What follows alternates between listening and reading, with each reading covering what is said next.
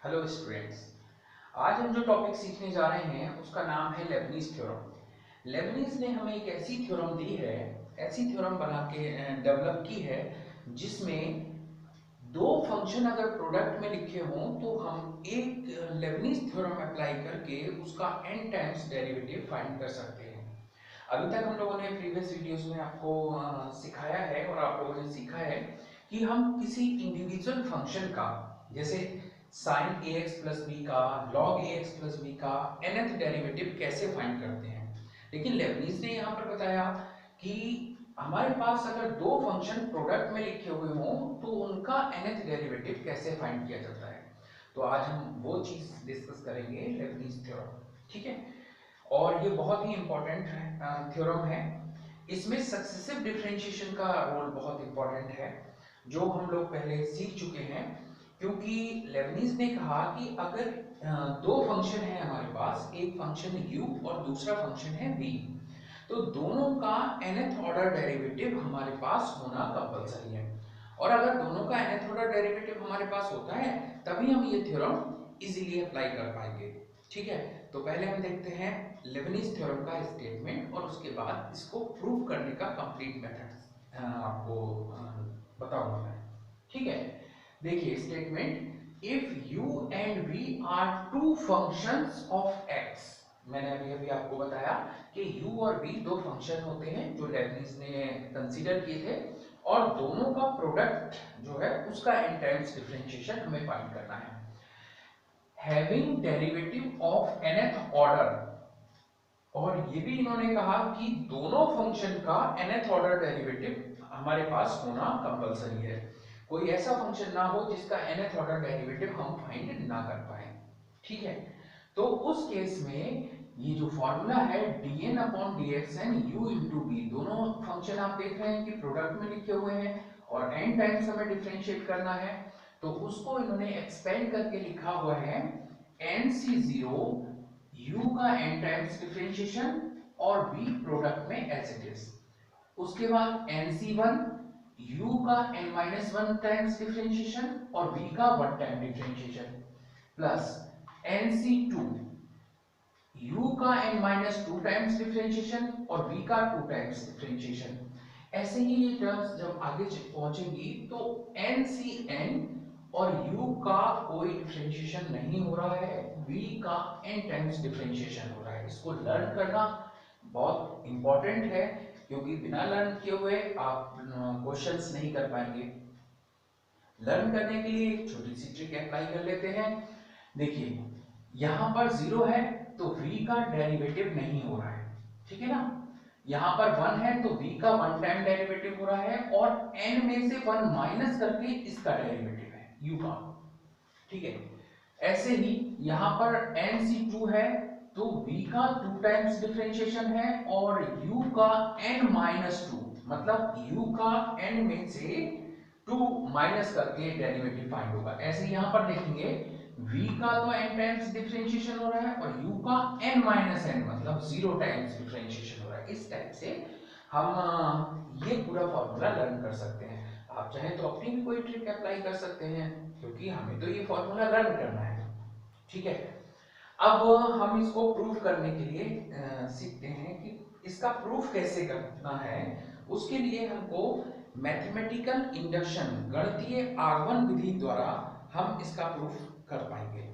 ठीक है, बाकी बहुत सारे लोग बहुत सारे तरीके से सिमेट्री से भी इसका प्रूफ हो सकता है, लेकिन हम यहाँ पर आपको सिखाएंगे मैथमेटिकल इंडक्शन मेथड।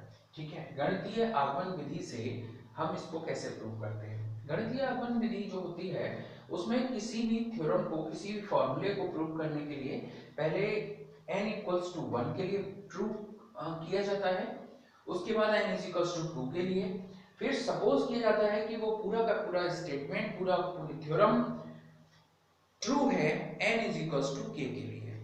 उसके बाद नेक्स्ट स्टेप में हम उसे प्रूव करते हैं कि वो k+1 के लिए भी ट्रू है, और अगर ऐसा हो जाता है तो with the help of mathematical induction पूरे फॉर्मूले को ट्रू माना जाता है। देखिए सबसे पहले हमने u और v को y सपोज कर लिया, और इसको एक बार डिफरेंशिएट करेंगे तो एक बार डिफरेंशिएट करने पर u का differentiation v as it is और v का differentiation u as it is हमने लिख दिया। अब हम देखते हैं यहाँ कोफिशिएंट है 1 कोफिशिएंट को हम नोट कर सकते हैं 1c0, क्योंकि हम लोग जानते हैं कि 1c0 की वैल्यू 1 होती है। यहाँ पर भी कोफिशिएंट 1 है तो इसकी वैल्यू 1c1 लिख सकते हैं, क्योंकि 1c1 की वैल्यू भी 1 होती है। अब आप देखिए कि ये टू टर्म्स तो हैं, लेकिन इस फॉर्मूले में n को अगर हम 1 पुट करेंगे तो यहाँ से कोफिशिएंट आएगा n 1c0 और लास्ट वाला कोफिशिएंट होगा 1c1। ये दोनों कोफिशिएंट यहाँ पर अवेलेबल हैं और n की जगह 1 जब पुट करेंगे तो यहाँ पर फर्स्ट ऑर्डर डेरिवेटिव आएगा और यहाँ पर लास्ट टर्म में फर्स्ट ऑर्डर डेरिवेटिव v का आएगा। ठीक है, इसका मतलब ये थ्योरम n इक्वल्स टू 1 के लिए ट्रू हो गई। ठीक है, समझ में आ गया। अब हम इसको ये जो स्टेप है इसको एक बार फिर से डिफरेंशिएट करते हैं। देखिए d2y/dx2 मतलब y2, यहाँ पर टू टर्म्स हैं du/dx और v, इन दोनों का प्रोडक्ट रूल से हम जब डिफरेंशिएशन करेंगे तो पहले इसका डिफरेंशिएशन होगा d2u/dx2 v as it is आ गया। देखिए उसके बाद du/dx एज इट इज आ गया, du/dx एज इट इज, और v का डेरिवेटिव हो गया dv/dx। ठीक है ना, यहां से टू टर्म्स हमको मिल गई। अब नेक्स्ट स्टेप देखिए u इंटू dv/dx है, यहां पर भी टू टर्म्स हैं, इनको डिफरेंशिएट करेंगे तो u का डिफरेंशिएशन होगा du/dx और dv/dx एज इट इज लिखा जाएगा। उसके बाद u एज इट इज लिखा जाएगा और इसका डिफरेंशिएशन सेकंड ऑर्डर डेरिवेटिव बन जाएगा। ठीक, अब आप देखिए यहां पर कोफिशिएंट है 1, ये और ये सेम टर्म है तो इन दोनों का एडिशन हो जाएगा, एडिशन होकर यहाँ कोफिशिएंट आ जाएगा 2। ठीक, और यहाँ पर भी कोफिशिएंट है 1, तो जब यहाँ पर 1 कोफिशिएंट है तो उसको हम लिख सकते हैं 2c0, क्योंकि हम लोग फिर से जानते हैं कि nc0 जो होता है उसका उसकी वैल्यू 1 होती है। तो यहाँ पर 1 कोफिशिएंट है इसलिए हमने यहाँ पर 2c0 नोट कर दिया। इन दोनों को ऐड करके कोफिशिएंट हमारे पास आ रहा था 2, तो 2 कोफिशिएंट के लिए हम लिख सकते हैं 2c1, क्योंकि 2c1 की वैल्यू 2 होती है।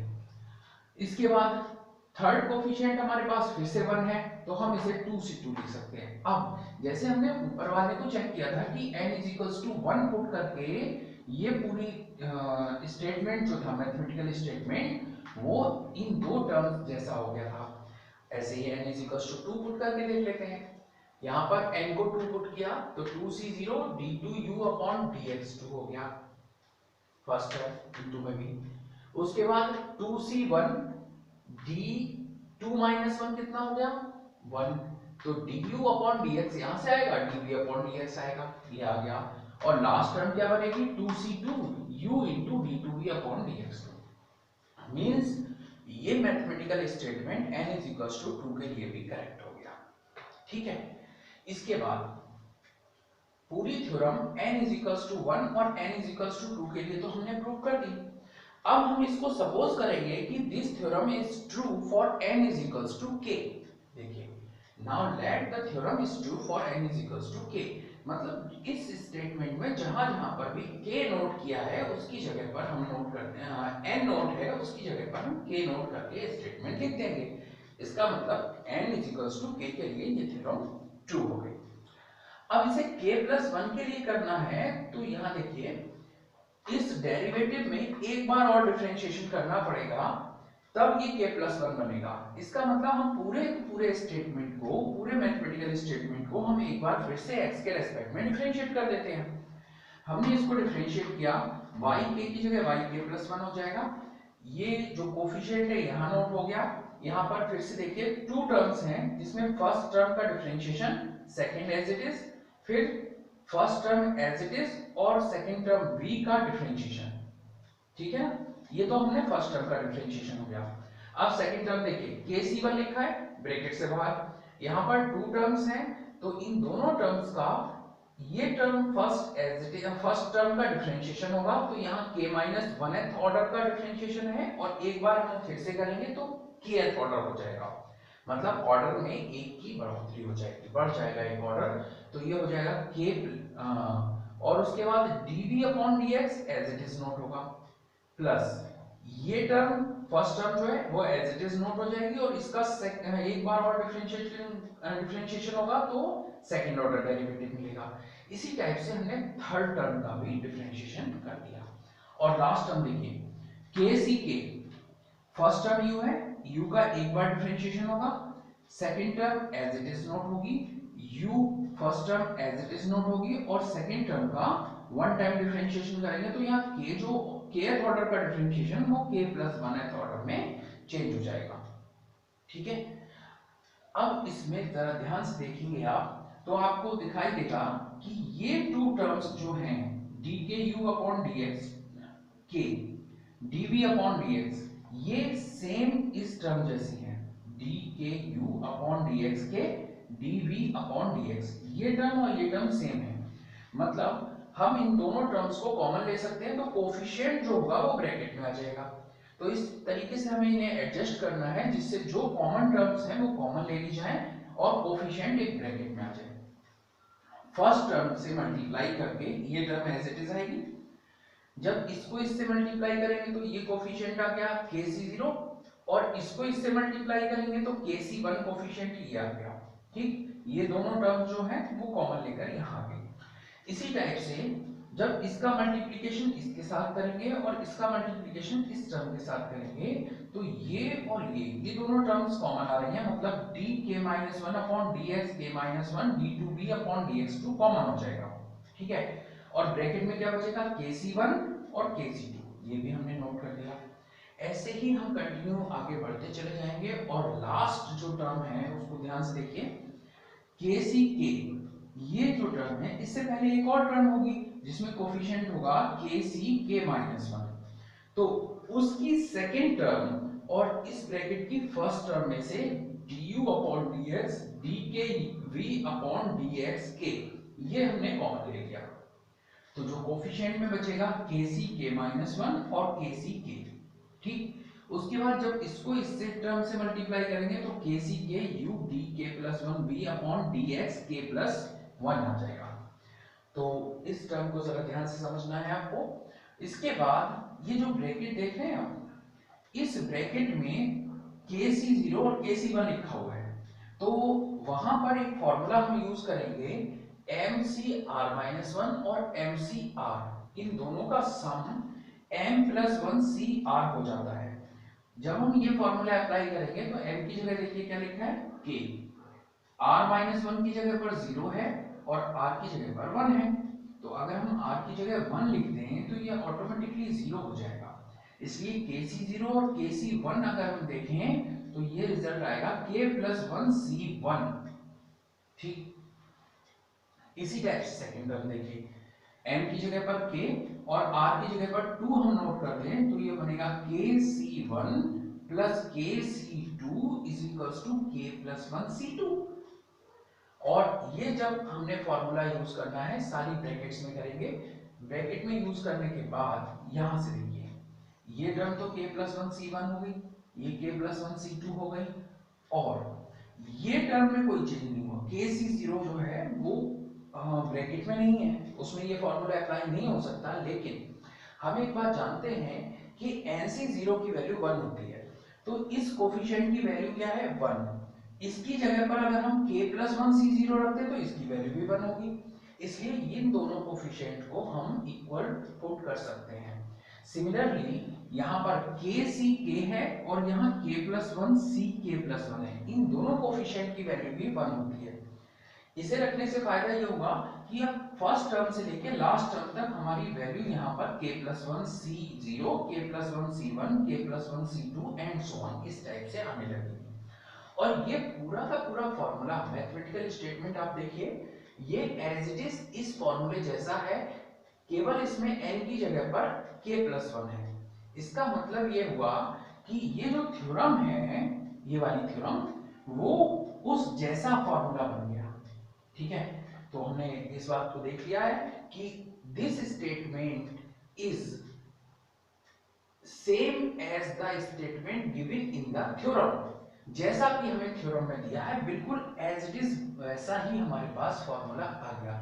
मतलब ये थ्योरम k+1 के लिए भी ट्रू हो गई, लेकिन हमने लेकर क्या चले थे हम कि थ्योरम ट्रू किसके लिए है, के के लिए। उसके बाद हमने प्रूव कर दिया कि के प्लस वन के लिए भी ट्रू है। अब we have proved that the theorem is true for n is equals to 2। देखिए यहाँ पर हमने प्रूव किया है n is equals to 2 के लिए प्रूव किया है कि ये थ्योरम ट्रू है। अगर यहाँ पर n k प्लस वन के लिए, देखिए n is equals to k के लिए करेक्ट है, ट्रू है, तो k प्लस वन के लिए भी ट्रू होगी। अगर हमने n k की जगह पर 2 रख दिया होता है, n is equals to 2, तो यहाँ पर 2 प्लस 1 3 के लिए ट्रू हो जाती। तो वही बात हमने यहाँ मेंशन करनी होगी कि we have proved that the theorem is true for n is equals to 2, therefore it must be true for n is equals to 2 plus 1 is equals to 3। मतलब 2 के लिए अगर सही है तो 3 के लिए भी होगी। अब ये 3 के लिए ठीक हो गई, ट्रू हो गई। अगर ये 3 के लिए ट्रू है तो फिर 3 प्लस 1 4 के लिए भी ट्रू हो जाएगी, और ऐसे ही हम आगे बढ़ते जाएंगे। 4 प्लस 1 5 के लिए, 5 प्लस 1 6 के लिए, 6 प्लस 1 8 7, और 7 प्लस 1 8 के लिए भी ट्रू हो जाएगी। कुल मिलाकर अगर हम कहें कि ये थ्योरम सारे के सारे पॉजिटिव इंटीजर्स के लिए ट्रू हो जाएगी। ठीक है, तो इस थ्योरम को हम एक बार फिर से छोटा सा रिव्यू देते हैं आपको कि हमने इसमें क्या किया, सीखा है और क्या किया है। सबसे पहले तो n टाइम्स डिफरेंशिएशन करना है u और v दो फंक्शंस का। दोनों फंक्शन जो हैं वो कैसे हैं, x के फंक्शन है, और दोनों का individual nth order derivative exist होता है। nc 0 है तो फर्स्ट टर्म में nth डेरिवेटिव u का मिलेगा और यहाँ पर 0 मिलेगा। इस टाइप से हमने इसको लर्न किया। फिर हमने इसको मैथमेटिकल इंडक्शन से प्रूव किया है। y uv सपोज किया, उसको एक बार डिफरेंशिएट किया, फिर हमने दो बार डिफरेंशिएट किया, और दोनों बार से हमने इसको चेक किया कि ये थ्योरम का स्टेटमेंट जो है वो ट्रू है या नहीं है।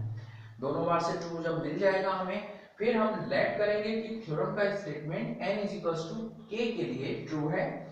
एक बार उसे डिफरेंशिएट करेंगे, और डिफरेंशिएट करने के बाद जो ब्रैकेट्स हैं वहां पर ये फॉर्मूला अप्लाई किया, mcr-1 plus mcr is equals to n plus 1 cr, उसको अप्लाई करके हमने एज इट इज स्टेटमेंट ये वाला बना दिया यहाँ पर, जिसमें k प्लस 1 n की जगह पर लिखा हुआ है।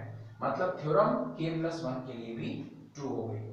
ठीक है, इस तरह से मैथमेटिकल इंडक्शन से हमने लेबनीज थ्योरम का प्रूफ आज सीखा है। ठीक है, उम्मीद है ये लेबनीज थ्योरम का प्रूफ आपको समझ में आ गया होगा। Thank you.